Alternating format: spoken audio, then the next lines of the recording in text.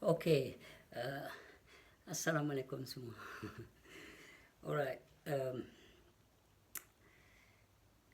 sebenarnya dengan um, Pak sendiri pun uh, tak study dah buku ni. Pak tak saya fikir okey lah main sambang pasal buku ni ya. So kita tengok lah dia nak keluar lagu mana okey lah.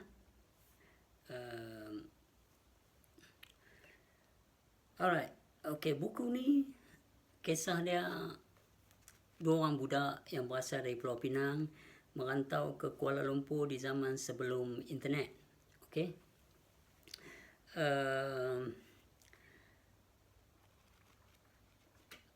Buku ni bagi lepat memang buku ni terbaik untuk budak-budak berusia 12, 13, 14, 15, 16, 17, 18. Okey.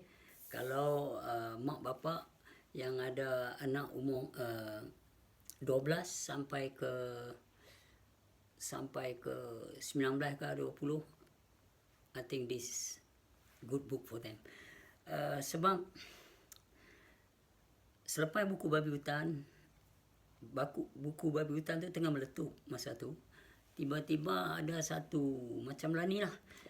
Give you one example out of many examples, okay? So one example out of many example I give you. Okay. Contoh dia, bila satu orang tengah berjaya, tengah duduk dalam track kejayaan, tiba-tiba ada sifat-sifat kedengkian, tak puas hati daripada yang ramai, kan? So macam-macam lah, protes, menuduh, menghina, mengkeji. Benda macam ni membuat lepas berfikir nak buat buku tentang masalah sikap. So supaya mereka beza kaedah sikap dan kaedah sifat. Alright. Dulu kita selalu dipaham nak tengok macam mana dalam orang tu, tengok luar dia. Tetapi sebenarnya itu adalah palsu, itu tak betul, tak boleh. Sebab zaman sekarang adalah zaman teknologi yang mananya membawa kepada kaedah pembasmian babak-babak kebodohan. Membawa kaedah kepada pembasmian babak-babak yang mananya akan membawa ke arah keruntuhan jiwa. So, okay. Buku ni terlahir setelah saya boleh dikatakan berjaya dalam buku Terima Kasih Si Babi Hutan, dan setelah saya diperangkap oleh kaedah-kaedah tuduhan daripada yang ramai melalui bongkar ajaran sesat. So tiba-tiba viral selepas Babi Hutan dah satu fenomena yang hebat lah, seperti gelombang yang tsunami yang kuat, jualan dia hebat dan mendapat bagus. Tiba-tiba terkeluar satu fake account yang orang tak tahu siapa dia, bubuh bongkar ajaran sesat, sentam ramai lah masa tu. Macam lah ni orang duk buat ni. So membuat aku terfikir, buku yang macam mana perlu aku cipta, perlu aku proses, then this is come out. So buku ini terbaik untuk usia 12 tahun sampai ke 19 atau 20. So bagi lepas, proses yang pertama yang perlu kita ajak anak kita adalah proses iaitu kaedah sikap. So dalam buku ni, seorang lelaki bernama Hamzah. Hamzah ni adalah seorang lelaki, seorang budak yang telah ada basic sebelum dia merantau. Dia pergi berguru dulu. Tu macam orang-orang Indonesia ni, yang masuk Malaysia bukan semua kosong. Tinggal ilmu yang mana, yang baik ataupun ilmu yang tak baik. Pasal mereka, kaedah mereka nak merantau mesti berguru dulu. So itu sebab mereka punya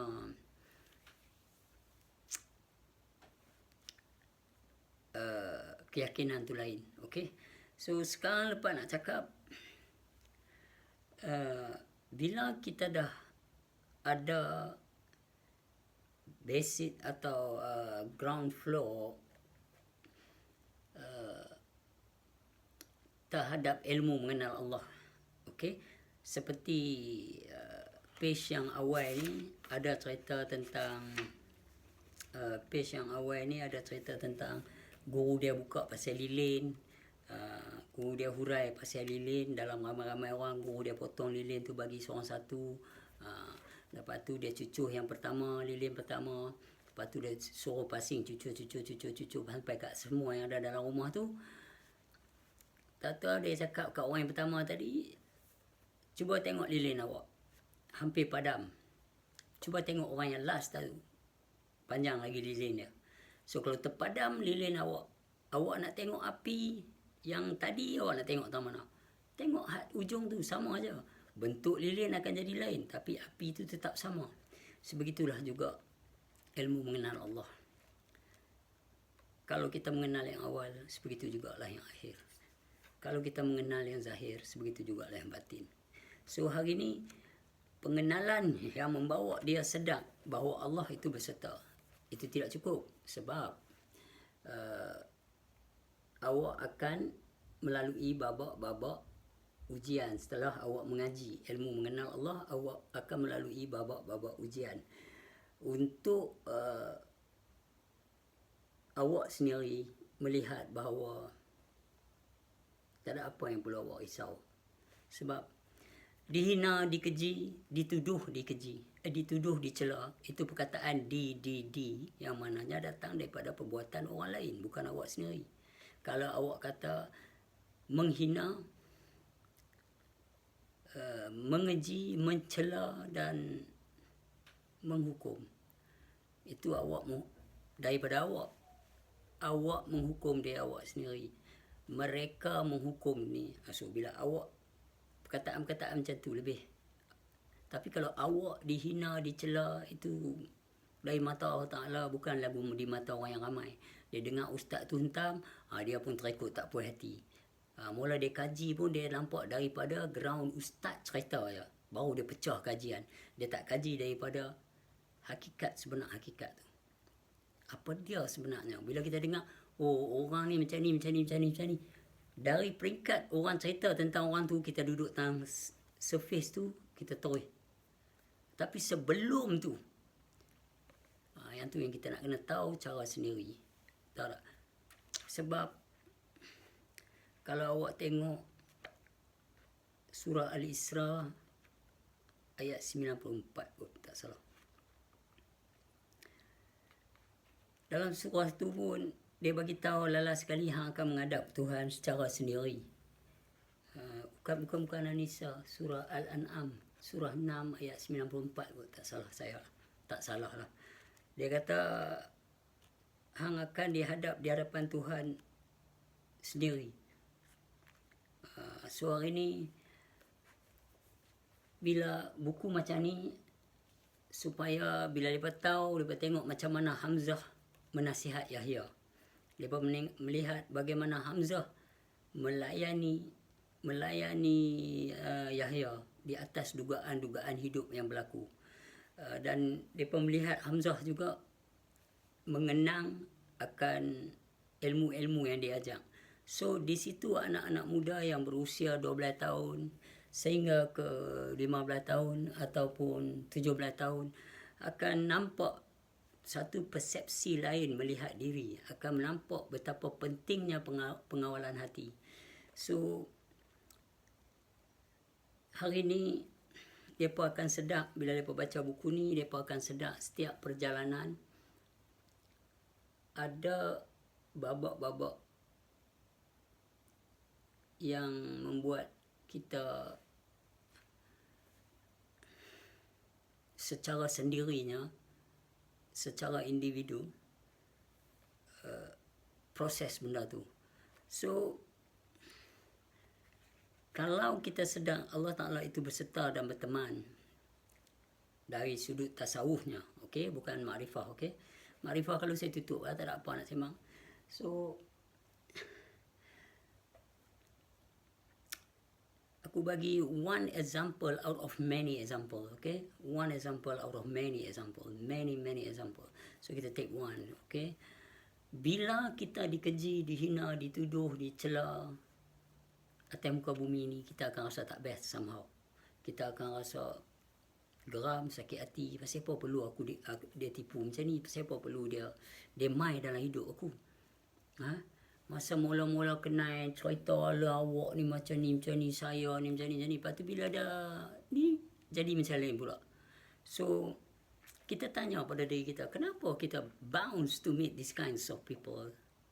Jadi, bila kita usul balik apa yang kita pernah mengaji, inilah proses dia, bagaimana nak menghadap. So, dia hantar.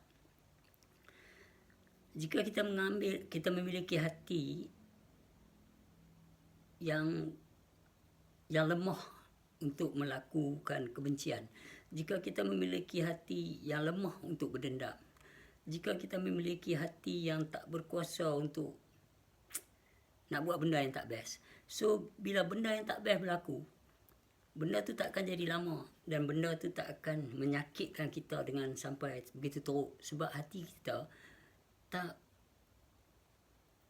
tak bekerjasama dengan suasana yang luak mai tu, yang dikeranakan oleh mereka tu. Hati kita tak bekerjasama sebab kita ada pelajaran usul, kita ada pelajaran berbicara tentang kaedah-kaedah hati.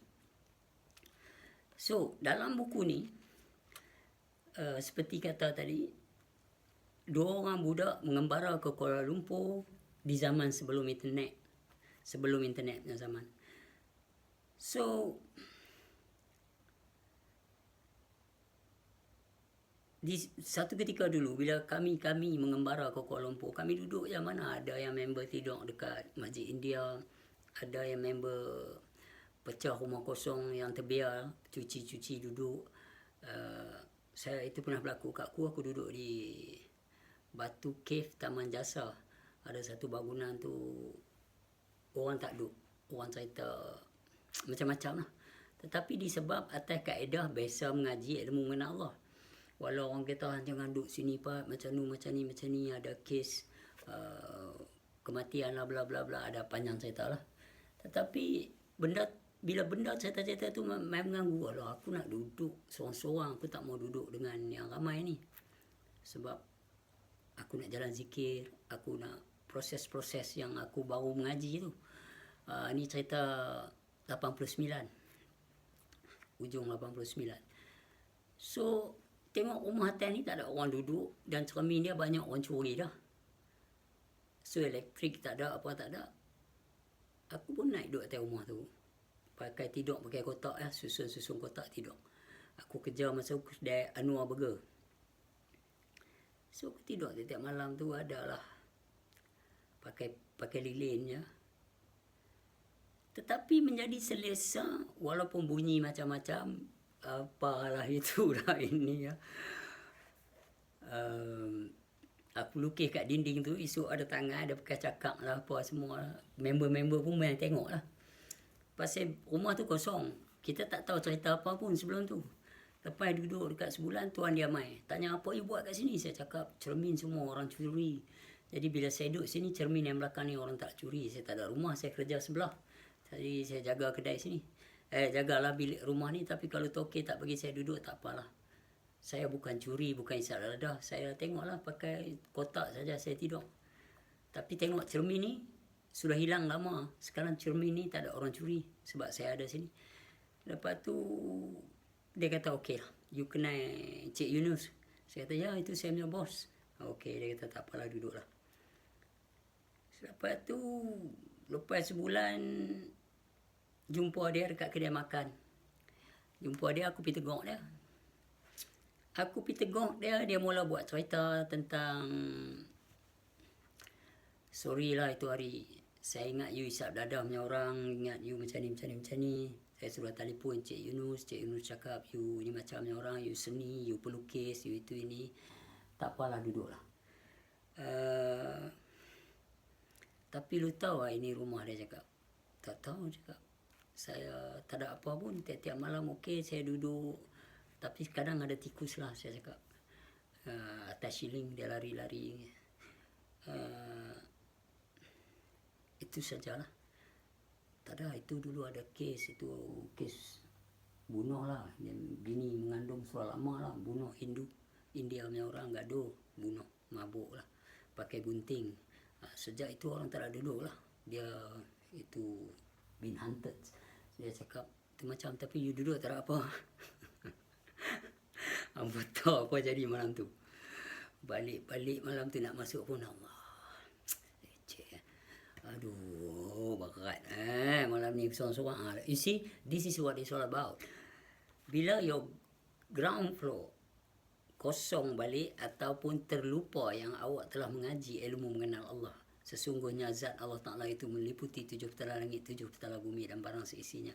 Sesungguhnya tiada ada kekhawatiran sesuatu yang tidak baik pada mereka yang menjadi kekasih Allah. So, disebabkan kita biasa mengaji. So, jadi macam mana sekalipun, kita ada turning point. Tak ada apa. Dua bulan duduk tak ada apa pun. Dia ni main cerita, tiba-tiba nak jadi seraya. Apa? You boleh communicate. Ada suara-suara yang terterbit daripada hati Rodiah, Kamaliah, Mardiah. Dan ada suara dalam diri kita yang terterbit dari amarah, laumah, marhamah. So itu sebabnya walau kita mengaji macam mana pun, kadang-kadang kita tergelincang dengan orang, kita buat salah, kita terjebak dalam suasana yang mana batal pada syariat dan macam-macam. Sebab itu yang paling penting adalah turning point. Mendidik akal dan perasaan kita bahawa Allah itu ada dan berserta di mana saja, dan Allah itu bagi sesiapa saja. Maka buku ni saya tulis. Jadi bila apa ada masalah, Hamzah akan menasihat Yahya dengan kaedah-kaedah yang dia telah mengaji, iaitu ilmu mengenal Allah. Dan dia buka proses pecah minda terhadap kehidupan, ketuhanan, dan pecah minda terhadap perasaan, akal dan perasaan. So ketuhanan, kehidupan dan akal dan perasaan. Itu sebab pengendalian dari sudut perasaan. Bila satu benda yang tak best berlaku, takkan kita nak refer kepada sanubari. Bila satu benda yang best berlaku, kita dah tahu dah itu terterbit daripada nurani. Dan apa ada kaedah nurani? Dia cerita dalam ni. Bagaimana nak melayan hidup. Awak lihat babak-babak Hamzah ni. So, buku ini tak ada cerita aku pun, tapi ada sikit waktu aku duduk, waktu Yahya kenal satu perempuan dalam ni, Hasnah. Dia kenal Hasnah. Aku cerita sikit lah waktu aku kenal satu acik ni. Nama dia Noraziah Said kot aku ingat. Aku biasa kena belasah kat pasar malam. Dan mereka main tuduh kata aku guna-guna pasal aku rambut panjang, budak tu jatuh cinta dengan aku, dan macam-macam jadilah. Sampai satu hari tu abang dia jumpa aku tepi jalan. Kalau kau betul-betul nak ke adik aku datang rumah. Malam tu aku pakai kain melekat baju Melayu. Aku pergi rumah. Aku pergi. Assalamualaikum. Dia buka pintu. Waalaikumsalam. Aku rasa sempoi dah. Pakai baju turut belanga apa. Ingat dia nak sembang. Nak buat member lah. Betul tak? Dah cakap kalau betul-betul yang nak kat adik aku main rumah. Aku pergi je. Pergi dia buka pintu. Dia tengok. Engkau datang sini. Kau nampak tak tu? Dia cakap aku. Aku pun jenguk lah tengok. Apa dia? Aku tak. Ingat adik lah. Besi pancuk tu. Belakang TV nampak. Aku katalah kalau nak tunjuk besi pancuk tepi jalan. Buat dah. Orang ajar dia cakap. Betul lah. Dah lah. Teluk belanga dengan pelekat pun sia-sia ya. So di sini aku pecah cerita tu waktu lepa belasah Hamzah belasah Yahya. Hamzah balik membawa mi rebus 2 bungkus macam mana Hamzah settle keadaan tu, masalah-masalah hati, bagaimana budak-budak Melayu kita ni yang kadang-kadang berkumpulan. Jadi dalam ni ada cerita, lepas tu pecahan banyak kepada masalah sikap. So bagi aku benda ni sangat penting untuk budak umur 12 tahun start baca, atau budak 13, 14 start baca. Tapi seeloknya 12 tahun lah. Sebab Aminah pun aku terang kat dia waktu dia umur 12. Lalu tu aku hurai kat dia buku ni. Dia kata best, Papa best buku ni. Aku akan cerita dekat kawan-kawan. So I recommend buku ni untuk kakak-kakak, makcik-makcik, abang-abang yang ada anak umur 11-12. Tapi 12 elok start buku ni. Bagi saya lah umur 12 tahun. Tak heavy sangat buku ni. Sengaja buat banyak cerita dongeng. Pasal budak-budak umur tu suka.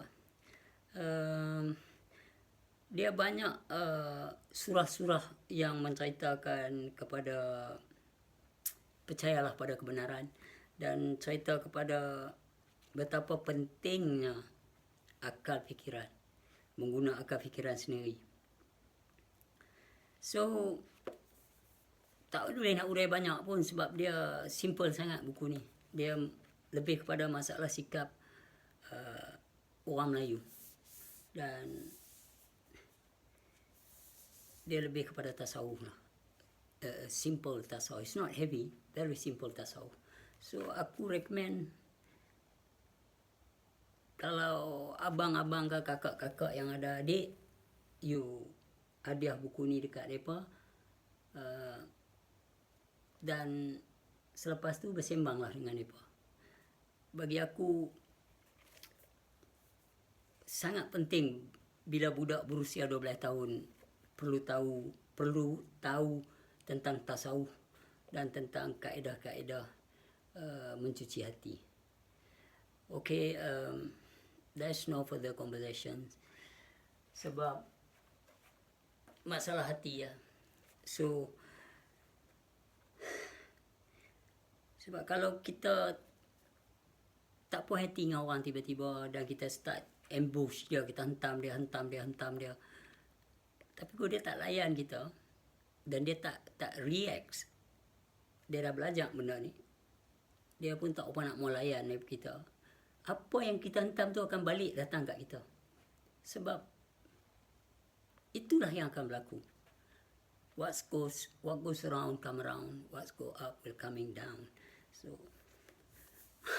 ni apa tadi member aku tunjuk kat aku, hang tengok ni bike preacher ni apa aku tak payahlah, aku tak pernah tengok pun, aku tak melayan pokok ni.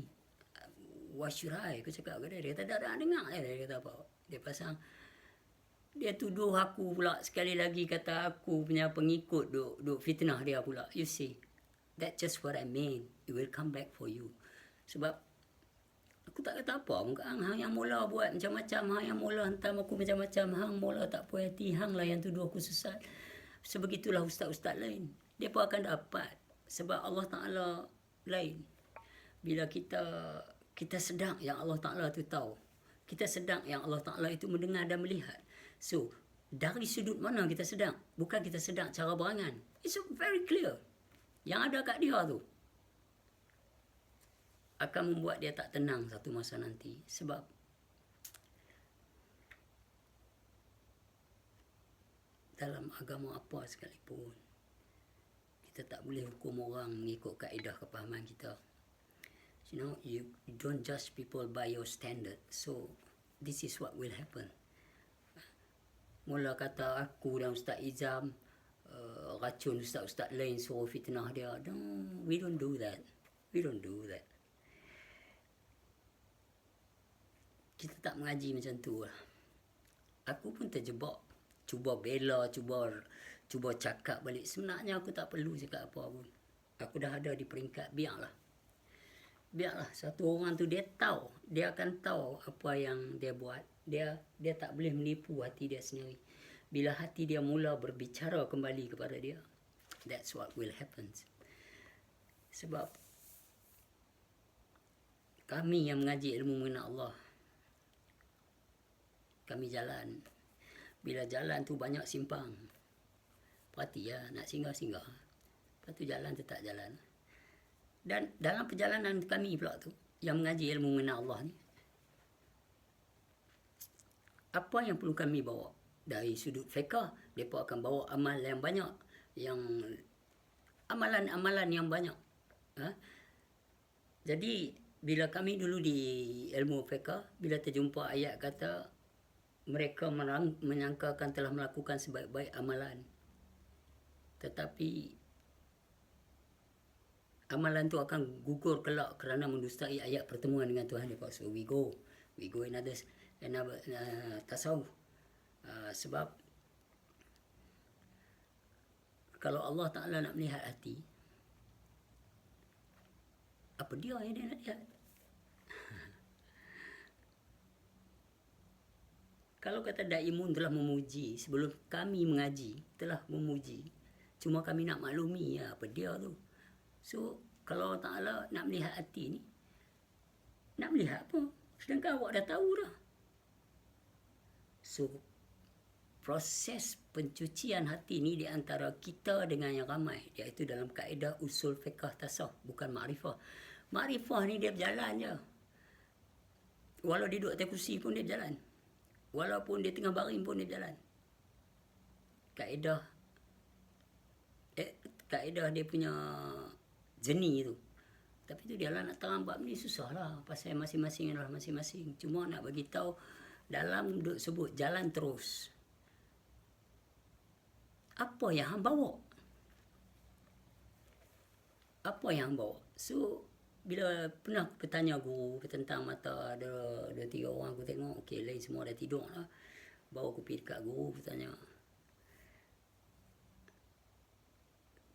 Bapak ada sebut tadi, jangan bimbang dan jangan khawatir, dia kata. Tak perlu ada khawatir walau besar muluku. Jalan, awak jalan terus. So, tanya dia,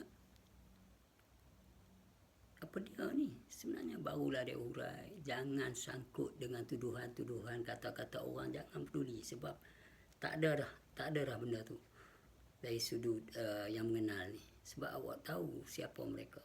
So awak jalan terus. Awak berhenti di simpang-simpang, berhenti apa, tinggal di situ, jalan terus. So itu sebab kata, I mean you drag me inside the, many people do that. So untuk dia drags, mereka guna nama lepat dekat ceramah mereka. Mereka tengok view naik banyak. Mereka tengok, mereka rasa best, mereka boleh hentam lepat. Mereka rasa, tengok aku. Like that. So, berapa banyak dalam 2 bulan yang lepas, hentam lepat, bubuh nama lepat dekat post mereka. But, mereka tak sedar satu benda, iaitu, I just don't care. I just don't care. Sebab aku yang mengaji ni, aku tak boleh bawa apa tuduhan-tuduhan apa. Sebab Allah Ta'ala kata, datanglah wahai seketul hati yang tenang. So yang perlu bagi aku kau ni, perlu tuduh macam-macam. Kalau aku layan, aku tak akan bertemu ketenangan. So aku tak mau layan, aku nak buat macam mana? Ambil baliklah kat hampa apa yang hampa buat ni. Okey? Ambil balik kat hampa. Pasal ni hampa punya, bukan aku punya. So hampa mai pelawar, mai ambil. Ni hang punya ni, kami sebut nama hang ni. Ni kami cerita pasal hang ni. You are very much part of this. No. That you create. That you buat benda tu. I don't want. Hang kata aku punya pun, tapi bukan aku punya. Hang buat. Aku tahu apa aku punya. Dan aku tahu apa yang aku nak bawa, apa yang aku setuju. Apa yang membuat aku mudah. Kalau aku bawa masalah sikap hampa ke atas diri aku, susahlah aku. So itu sebab Hamzah menasihati Yahya untuk duduk dengan diri dia semata-mata. Walau apa yang berlaku, yang menyeksakan batin dia pun, benda tu akan luruh tiba-tiba apabila kamu kembali kepada diri sebenar diri kamu. So di sini dia proses, tapi Yahya ni tak mengaji. So dia nasihat Yahya ni mengikut peringkat yang orang tak mengaji lah. Tetapi dia pecah minda. Dia pecah minda.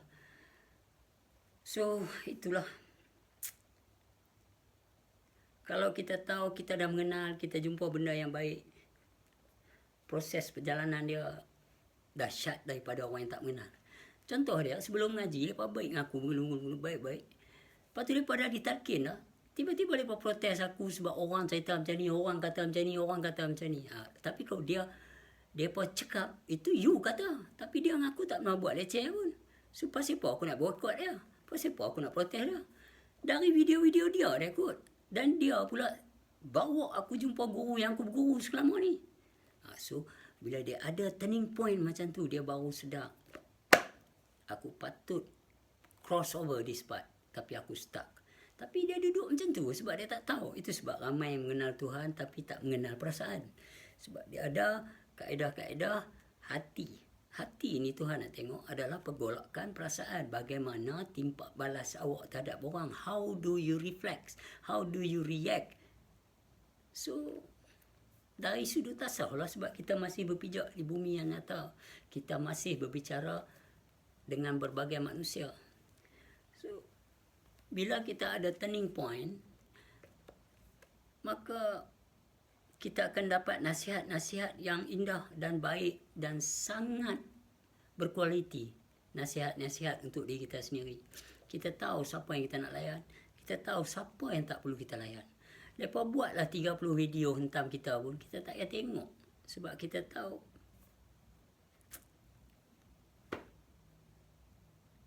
we are fine. Kita okay. So, okey lah, buku ni saya abang macam tu lah. Terbaik untuk budak 12 tahun sampai ke further up lah. Tapi 12 tahun memang indah lah pasal di situ umur pergolakan corruption terhadap feeling.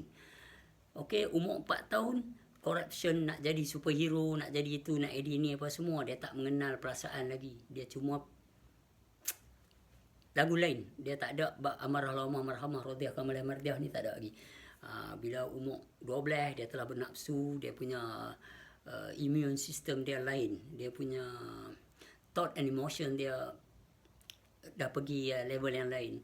So kita perlu bagi tasawuf kat dia.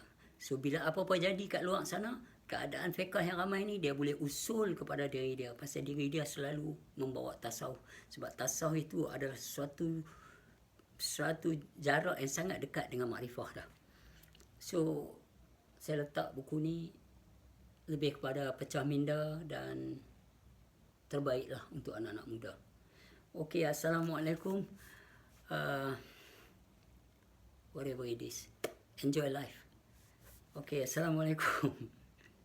Assalamualaikum. Okey ya, ini.